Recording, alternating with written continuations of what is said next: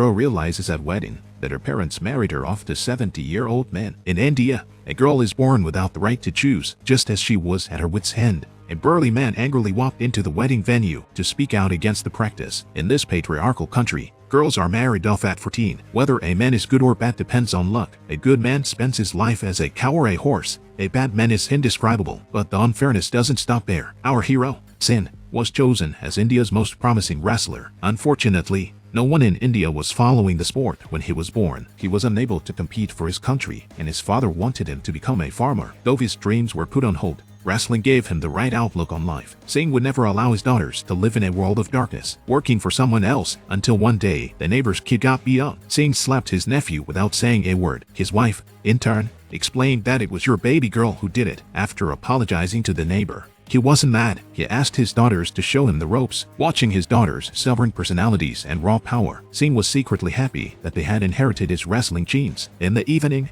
Singh talked to his wife about getting his daughters into wrestling, but mom doesn't think it's a good idea. She's worried that gossip will ruin her daughters. Just let me try it for a year. That takes his daughters out for an unlimited supply of their favorite snack, because it's the last time they'll taste it. And after that, they'll go on a strict diet. They'll start running long distances before the sun comes up. Then it's sit-ups and push-ups to improve their aerobic capacity. In the afternoon, it's 50 sets of squats, and the training goes on day after day. Singh's training was accompanied by gossip and even sarcasm from the neighbors, but Singh ignored them. Ostracized, Singh had to set up a training ground outside the village. All he did was to give his daughters a better future. In order to verify the results of their training, he invited his nephew as a sparring partner, but he is a boy after all, and his daughter's physical strength is no match for his. The daughter's traditional vegetarian diet made them unable to withstand a beating, so the father decided to improve their diet. Despite the family's poverty, he wanted his daughters to eat chicken, but the daughters didn't understand. They found the daily training too hard. She said her hair was full of bugs. As a father, he felt this was not good for his daughters, so he cut off their long hair. This maneuver could have been considered anticlimactic in India at that time. Of course,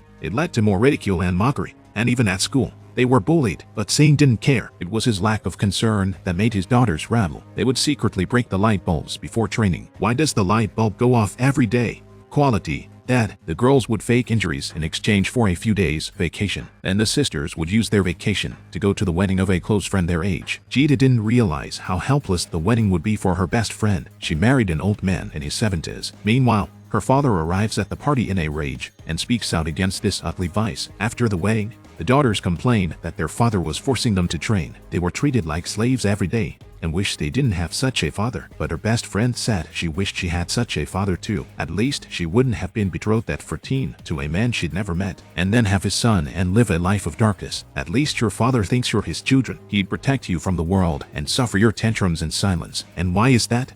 So you could have a future, a life of your own. After listening to their friend's heartfelt words, they finally understood at this moment a father is willing to bear all the ridicule and contempt. It wasn't just for his own dreams. He wanted to give them a chance to choose their own lives. In the days to come, they no longer needed their father's prodding. The real training began. Gradually, the girls fell in love with the sport. Their skills and strength grew. Their talent was obvious, but their young nephews weren't practicing enough. So Singh took them to a real wrestling ring. But the organizers decided the girls would be better off staying home and cooking. The match was a no-go, but then they gave Singh's family a chance. It's not that he's nice, but if there are girls in the match, it'll attract a bigger crowd. The organizers succeeded. People just wanted to see how the girl would make a fool of herself. Some even wanted to see her disheveled. Before the match started, Dada chose her strongest opponent. It didn't take long for the first round to begin. Jeeta overwhelmed her opponent with her talent and skill. The humiliated boy finally started to face his opponent squarely, but the boy gave him a resounding slap right from the start. It was just the right amount of force and didn't hurt his brain. Then the match, which should have ended quickly, dragged on for a long time by the girl, but due to age and fitness gap, she lost the match. But Cheetah's performance was recognized by the entire audience and was rewarded by her boss. It was this loss that completely revitalized Cheetah. She approached her father and wanted to fight again. Learning the lesson from the last time,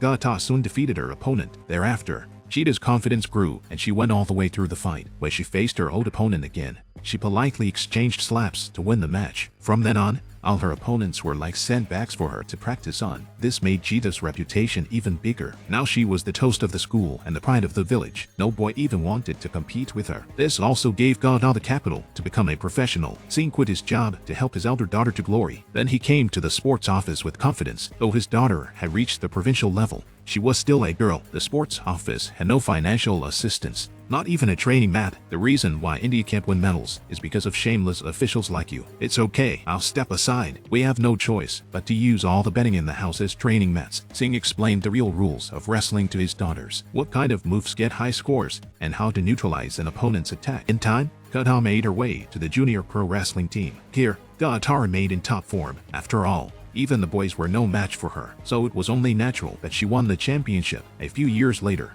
Jita competed for the national title with a Grand Slam. Of course, her goal was to become a world champion. This national championship medal made Singh's dream come true. It was a gift from a daughter to her father. Because of Gata's impressive record, she was accepted into the National Sports Academy, so that she could receive more specialized training and become a world champion. But no one expected that when Gada came to this academy, without her father's control, the coach changed her training style. Tempted by the new things around her, she stopped eating properly, grew her hair long, and tried to impress the boys. After a simple training session, she would go shopping with her sisters. Gradually, she deviated from her original goal. When she returned from vacation, Gada was a completely different person, and after she saw the great deeds, her father was no longer a role model in her eyes. She constantly accused her father of having outdated skills. Her arrogant attitude soon caught her father's attention, for he knew that if his daughter continued like this, she would only bury her talent. So if he wanted to give his daughter a warning, the father slammed his daughter down hard. This is what your coach taught you? This is how you win world championships? And of course,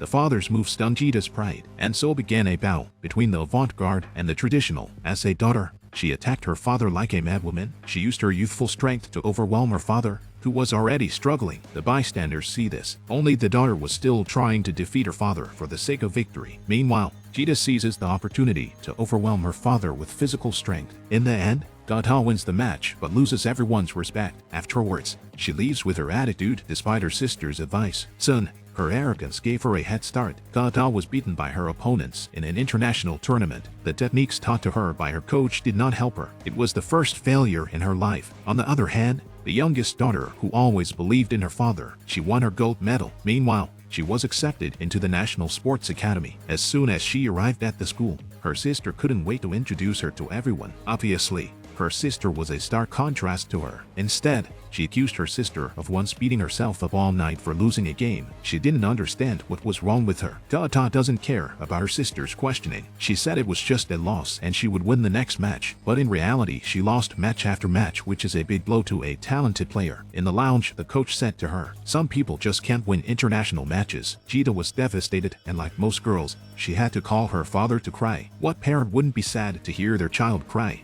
Without saying a word, Singh went straight to the school. Understanding the situation, Singh immediately formulated a training program. The next day, before dawn, the daughters jumped out of the academy. Once again, the sisters saw their familiar scene, which belonged to their flavor. Under their father's precise guidance, the daughters' performance naturally skyrocketed. But the coach felt that the father was seriously interfering with his training, so he reported the father's behavior to the committee. This man, who had been tough all his life, gave up his bottom line for his daughters. All he wanted to do was ask the other side not to expel his daughters. Fortunately, the school forgave his behavior but warned him not to repeat it. They would keep in touch by phone and check the video to keep track of the problem. After 6 months of training, the Commonwealth Games begin. It's her ticket to the World Championships. But the first match showed Jita what world class means. It wasn't long before she lost points and gave her opponent a match point. At this rate, Jita's going to lose. You haven't lost yet? Jita, there's no better motivation than family. Jita's confidence returned. She memorized her father's techniques. A clinch, then a backbreaker. A series of points puts Jita back on the scorecards. In the final round, her opponent gave it her all, but with her confidence restored, Jita was the better fighter. In the end, Jita got his ticket to the championship. In the next round, Jita went all the way to the semi-finals. This time, his opponent was a good attacker. The coach saw that Jita's offense was effective in the last match. He wanted her to play hard against her opponent, but as her father, he told her to play good defense. As long as she succeeds in defending the offense, the opponent will get impatient and won't be able to attack. At the beginning of the match, the opponent's offense was very aggressive, but Jita kept her father's advice in mind and defended her opponent again and again. Soon, her opponent became impatient. just as her father had said. Since both sides are evenly matched, it's time for overtime. Everyone used a coin toss to choose between offense and defense. Unfortunately, Cheetah drew defense. Her opponent chose to hold Cheetah's right leg and instantly lifted Cheetah over her head. She wanted to get Cheetah off balance and take her down in one fell swoop. Cheetah used her father's skills to dodge around her opponent's back. She turned the tide of the battle and won the match in one fell swoop. At the press conference, as a coach,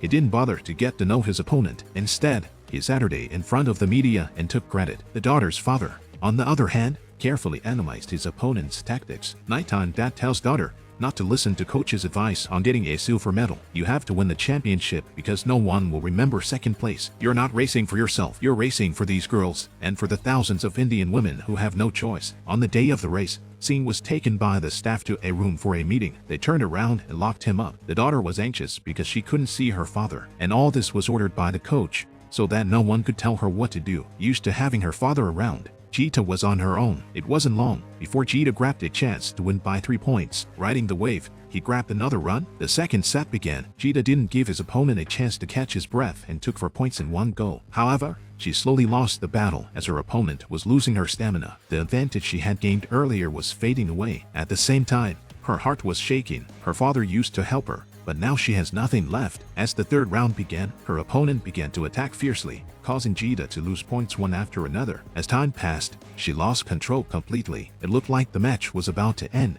but just when she was in despair, she remembered her father throwing her into the river. Dad can always come to your rescue. I can't only teach you how to fight. You must fight on your own. Do your best to save yourself. Now, she could only save herself. She realized that her father had never taught her how to defeat her opponents. He taught her how to fend for herself. With only 22 seconds left on the clock, all her opponent has to do is make a final defense, and the champion will be crowned. Cheetah fakes to fool her opponent and uses her right leg as a springboard. She immediately turns around and comes behind her. A full-point wrestling maneuver is about to be completed.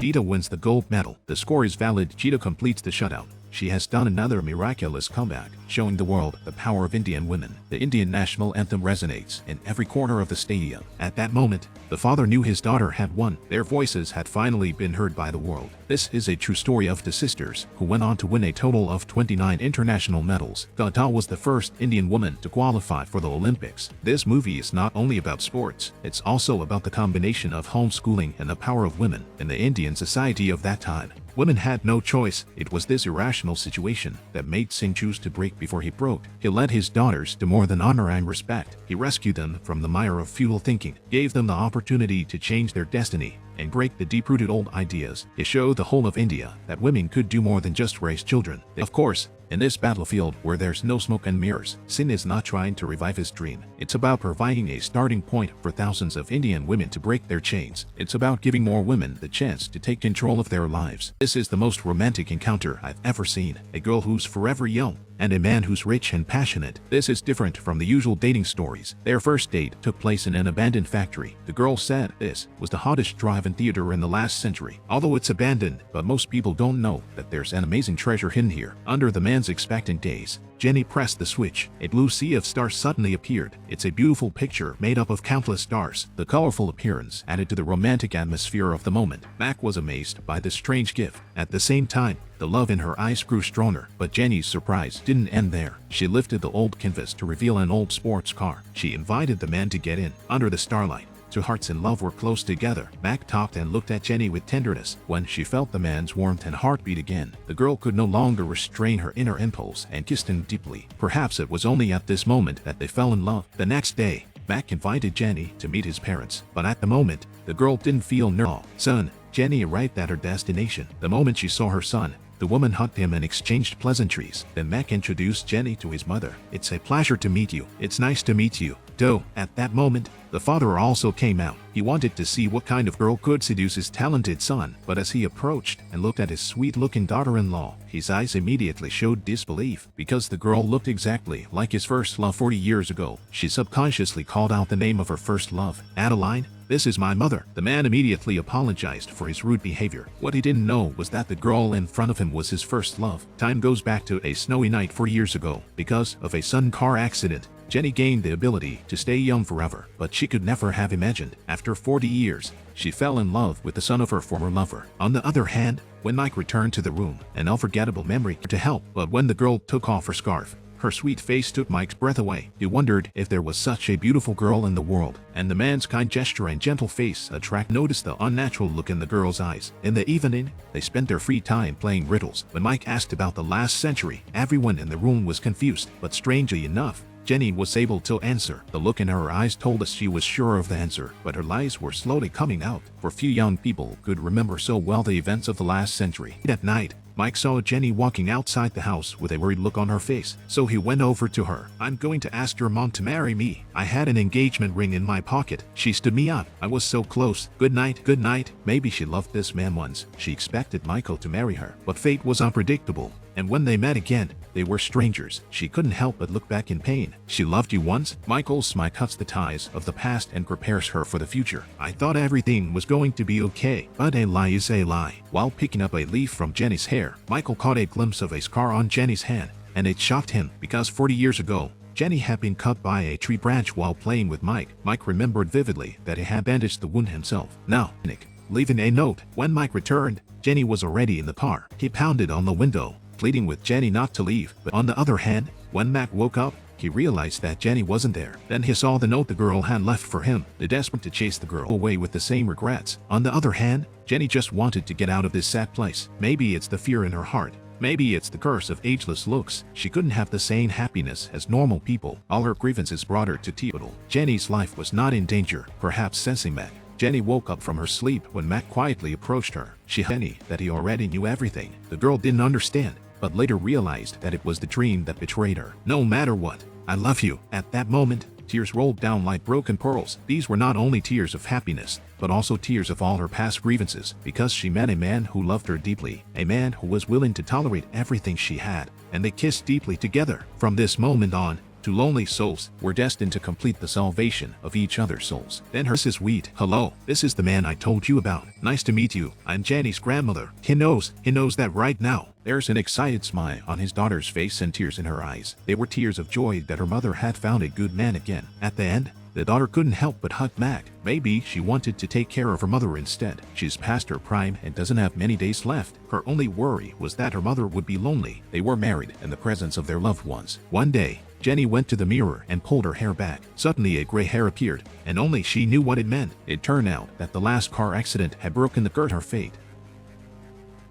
Most blacks in America don't know who their real fathers are. According to census data, in the past 5 years, the percentage of single-parent families among blacks has exceeded 65%. We know that even Barack Obama, NBA superstar James Durden, and others were also raised by single mothers. There's even a strange program in America called Who's the Daddy? It's where single mothers bring their children to the show to do DNA tests to find their real fathers. Say, this is what a man looks like when he's identified as his biological father. You're the biological father. He's all disbelief and anger when it's confirmed that he's not the biological father of the child. This is what it looks like. You're not the biological father. The man stood up happily. These kids are lucky. At least they have their mothers. There are other children whose fathers have left and their mothers have left them, so they're sent to all kinds of foster homes. Michael Oher, the multi-million-dollar football star, was one such child. In 2008, his story was made into a movie called Weakness. 230,000 Chinese rated the movie 7 out of 10, and countless people were touched by it. By the time Michael was 15 years old,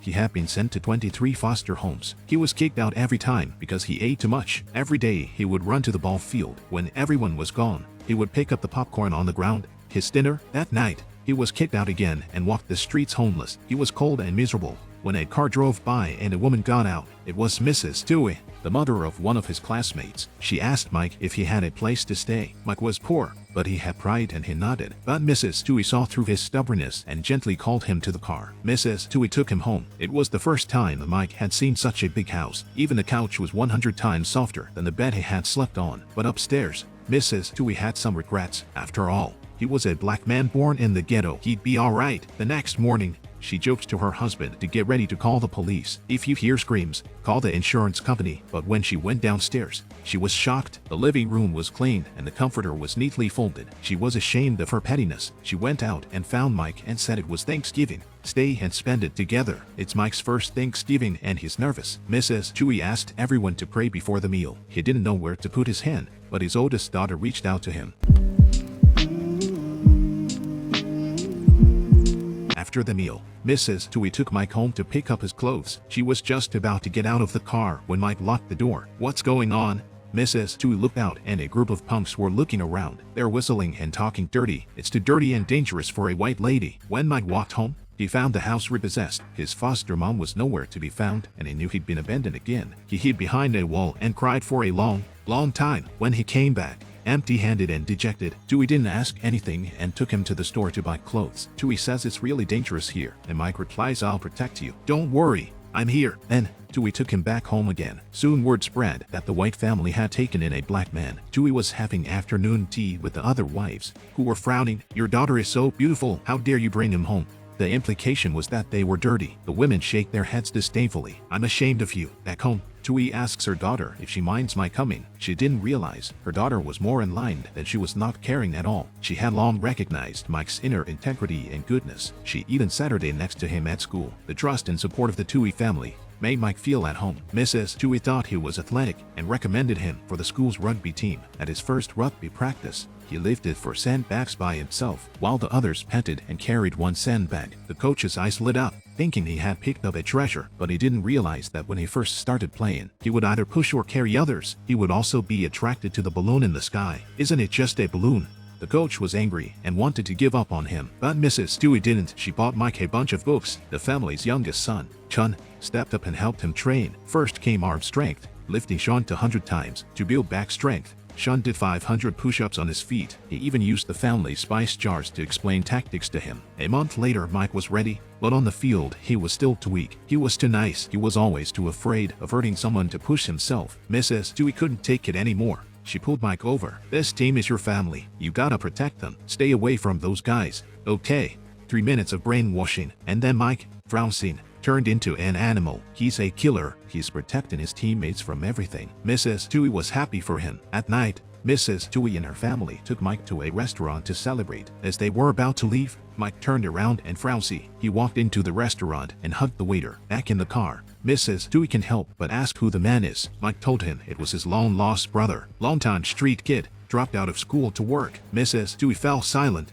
realizing that this was Mike's future if no one helped him. When Mike returned home, Mrs. Chewy immediately arranged a room for him. Mike was touched. There had never been anything like this before. You don't have your own room, your own bed. Mrs. Chewy was stunned. With the help of the Chewy family, Mike became more and more cheerful. One day, he told Mrs. Chewy that he wanted to get a driver's license because he had never had a legal driver's license in his life. Mrs. Chewy was sad to hear that. Well, no problem. The next day, he went to the school to get Mike's file and sign. He accidentally found a comprehensive test the school had given him. Mike was weak academically, but ranked first in the school for one indicator: protectiveness. That is, whenever he thinks someone is important, he'll do all he can to protect them. Shortly after Mike got his driver's license, Mr. and Mrs. Chewy surprised him with a car. Mike was very excited and couldn't wait to take his brother for a ride. But accidents happen. They were in a bad car accident, and Mike held his brother as fast as he could. His mom also arrived at the scene, and the front end of the car was buckled. Luckily, his brother only suffered a few bruises. The traffic cop saw a child that young hit an airbag. It could have broken his face and neck,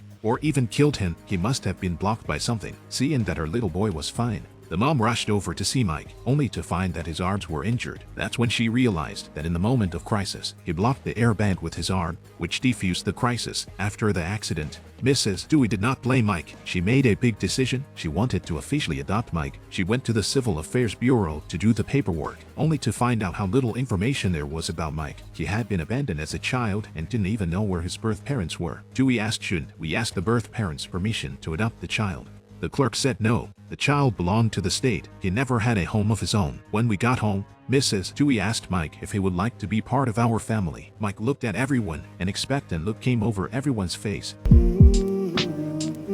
I think I already am. With the encouragement of his family, Mike's academic performance steadily improved. Mike's rugby skills also skyrocketed, and he was soon playing in official matches. However, due to his inexperience, he was drilled by his opponent. The opposing player was arrogant and full of trash talk. The player's father had a bad mouth on the sidelines. Tui's temper directly stood up and disliked this loudmouth. "What are you talking about? You shut up, or I'll go up and shut you up." Mrs. glared at him. He was getting meaner and meaner, and he stomped on Mike after he fell. The coach was furious, and he went up to the referee. The referee gave the coach a yellow card, and the coach yelled, "This kid is on my team. I will protect him like my own son." After that, the coach rushed up and was about to hit him, but Mike pulled him back. "Don't worry, coach. I'm here." Then Mike did what he said he would do. He's like the god of war. He takes him down. Done. He even pushed his opponent out of the ring like a chicken. It was awesome. "Hey, uncle, have you seen number 74? That's my son." My brother burned a CD of the match and sent it to many prestigious universities. A week later, all kinds of acceptance notices came in. All the top schools in America wanted to admit Mike. There was a long line outside the door. The doorstep was trampled. There were so many choices that Mike began to think about which one to choose. Tennessee was the best school in America, but Mr. and Mrs. Dewey came from the second best school in the country, Mississippi. They wanted Mike to choose his alma mater, and Mike was excited. But just as they were about to sign, a man stopped the disciplinary committee of the college union, approached Mike and said, "Are you sure you want to go to Ole Miss?" Mike was confused. "What does that mean?" The investigator told him that some rich people, in the name of honoring their alma mater, helping the poor, they lure them to choose their alma mater under the guise of, by doing so, they would be doing themselves a favor. Mike was furious. He asked Tui if he was treating him like an idiot, and if he had other agendas. "I'm not an idiot. A 300-pound man can't be stopped when he's angry." He ran away from home and went back to the ghetto. The punks saw him come back and kept making fun of him and his sister, talking trash. Mike told him to shut up. He didn't realize the punks would point guns at him and make up stories. Mike couldn't take it anymore, so he beat the shit out of them. Mike knew in his heart, Tui's family had always been the people he wanted to protect the most. He regretted calling Tui. He didn't think that Tui would apologize to him first. Mike asked, "Do you want me to choose Mississippi?" Tui replies, "I want you to make your own choice. It's your life." Mike understood. The next day, he goes to the investigator and decides it's Mississippi. The investigator asked him why. He said, "That's where my family used to live." This is a movie based on a true story. The main character, Michael Oher, is the most famous football player in American history. He was drafted by a professional team in 2009. At one point, he made as much as $7 million a year. He didn't retire until 2017. Mike has always had a close relationship with the Tui family. He once said that Tui was like a mom who gave him warmth. He wanted to keep that warmth going and knocks 300-pound scent bag away with ease. Amazes everyone in attendance. But the shocking thing is that just a few seconds ago, this powerful man was defeated by a far less powerful opponent, George Foreman, known as Hercules. The legendary boxer not only fought Muhammad Ali, he also won the heavyweight title at the age of 45. During his boxing career, he set many records that have never been broken. But behind such a legend lies a past full of struggle and sadness. Foreman's childhood was filled with poverty and hardship. The family couldn't even afford to pay the electricity bill. At night, we had to rely on a weak kerosene lamp for light. Even a piece of hamburger was often shared among 5 siblings. Despite this, Foreman was physically stronger than his peers. In class, when the teacher asked a question, he couldn't wait to raise his hand. But the teacher just looked at him with indifference, apparently disdaining the poverty he exuded. Instead, he gave the opportunity to the well-dressed principal's son. Young Foreman was puzzled and could not understand why this had happened. At lunchtime, he could only watch in disbelief as his classmates feasted on their food, while he silently swallowed his saliva. Foreman couldn't take it anymore and punched his mockers to the ground. This act got him kicked out of every school he went to, and he became a street kid. That day, Foreman and his buddies targeted a drunk, but before they knew it, it was an elaborate trap. The two teamed up just as they were walking down an alleyway and quickly knocked the man to the ground. But when they opened the wallet, they were shocked to find that the man was an undercover cop. They ran for their lives, not realizing that police cars were already in the neighborhood, targeting them. Foreman had no choice but to hide in the mezzanine of a building. Unexpectedly, the police brought search dogs to avoid detection. He poured feces all over his body and escaped. With a terrible odor, Foreman strolled home. Suddenly, his eyes were drawn to a television job advertisement. The ad promises skills training for unemployed youths, as well as food and shelter. It made Foreman's heart race. He showed the flyer to his mother and discussed it with her. She agreed, but warned him to stay out of trouble. Soon after, Foreman joined the job training team. In the dormitory, he found a letter of encouragement from his mother in his backpack and a brand new pair of Converse sneakers. Foreman was relieved. He was determined to repay his mother's kindness by studying hard. However,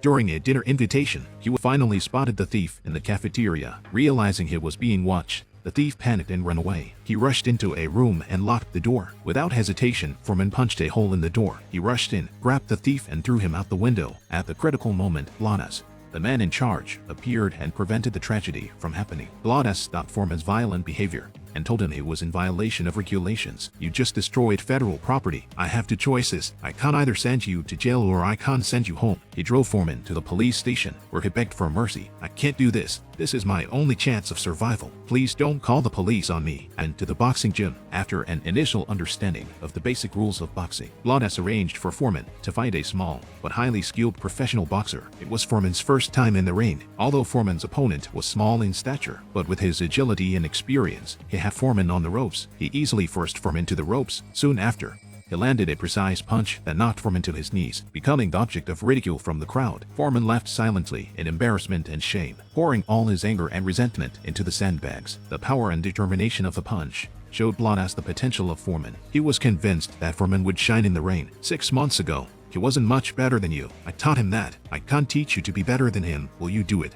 For the next half a month, Brodus taught Foreman to box, from basic skills to body coordination. In the second exchange, Foreman faced an opponent who had beaten him before. This time, Foreman knocked him out in less than 30 seconds. This victory strengthened Blanas' confidence in Foreman's talent. It also inspired a bold idea. After his first fight, Foreman, holding a copy of Joe Frazier's magazine, he expressed his ambition to Brodus. Not only did he want to be rich, he wanted to be a heavyweight champion. Blanas patiently explained that the road to becoming a champion was long and difficult, from the tourney to the Golden Gloves to the Olympics. Although the next Olympics are a year away, considering Foreman's recent beginnings, Blanas decided to let him continue to train hard for the future. But to his surprise, Foreman not only competed in the Olympics a year later, he won the gold medal in the heavyweight division with his incredible strength. The Olympic gold medal made him famous. Blanas put together a team of professional coaches for him. Since then, Foreman has dominated the heavyweight division. Undefeated in 20 consecutive fights, Foreman became the talk of the world. He then defeated his predecessor in the heavyweight championship by a large margin. He became the new heavyweight champion of the world. The title brought Foreman not only honor, but wealth. He bought an estate for his family. Then he acquired a collection of expensive sports cars. He enjoyed success and glory. In the midst of Foreman's glory, a boxer openly challenged him on television. This boxer was very cocky. He claimed that he could easily beat Foreman at any time if he was serious. These arrogant words made Foreman clench his fists and resolve to make him pay. At the moment, Foreman is an absolute terror in the boxing world. He's won his first 3 fights, 37 of them by straight KO. It's shocking. Even so, there were still fighters who dared to provoke him in front of the press. Soon after, the organizers arranged a great fight between the two men. On the day of the fight, Foreman came to the arena. He found Foreman came at Ali with a lot of anger. Muhammad Ali is using the hugging tactic to kill time. He kept provoking. Winning streak comes to an end. Foreman is devastated by this loss. He couldn't believe he was losing to Ali. In order to prove himself, he organized a fight with 5 professional fighters. Even though he won 5 in a row, Ali still had the crowd in after the fight. Blanas told him that to earn the respect of the crowd, it takes not only strong fists, but also courage and poise in the face of defeat. Foreman realized his mistake and said he wouldn't do it again. But just then, they received urgent news. Foreman's sister had hemorrhaged and died in childbirth. Foreman was so distraught that he prayed alone in the hospital corridor. He would have given anything, even his own life, for his sister's safety. The next day, Foreman's sister and her baby miraculously survived. Even the doctors called it an unexplained miracle. This incident planted a seed of reflection in Foreman's mind. Soon after, distemper and berated his entire coaching staff. At that moment, he suddenly asked a question in the air. He seemed to hear someone else's voice and fainted. When he woke up again, Foreman began babbling. He claimed to have died once and to have seen God. This experience changed him forever. As well as his sister's miscarriage, he announced in church that he had decided to give up boxing and become a minister. How much effort does a person have to put in to live like that? When Anthony complains that he lived in misery from birth, he doesn't realize that his sister didn't even have the right to be born after 4 boys in a row. Today, the family welcomed their 5th child and the boat ticket. After all, it was a long way from New York to Ireland, and so the Anthony family traveled across the ocean to Ireland. The weather there was dreary and the air was humid. Anthony didn't like it there much. He didn't think Dad liked it either, because he didn't talk much the whole way there. Anthony didn't understand at the time. It was only later that he realized what it meant to a man to defect to his wife. One of the first things he did in Ireland rushed him to Grandma's house. Here, Anthony ate rice porridge for the first time, and he desperately wanted more. It was the fullest he had eaten since he was born. In the house, Mom held her son close hoping she would wake up from the warmth. Grandma reminds Dad that he should have booked the coffin and carriage in advance. The child is which was horrible to think about. After losing 2 children in a row, things were very bad for the family. Grandma couldn't take it and took her daughter to the government for a grant. Dad thought it was a shame, but at least it kept the family from starving to death. Anthony and his brother could go to school too. But on the day of a sign of death,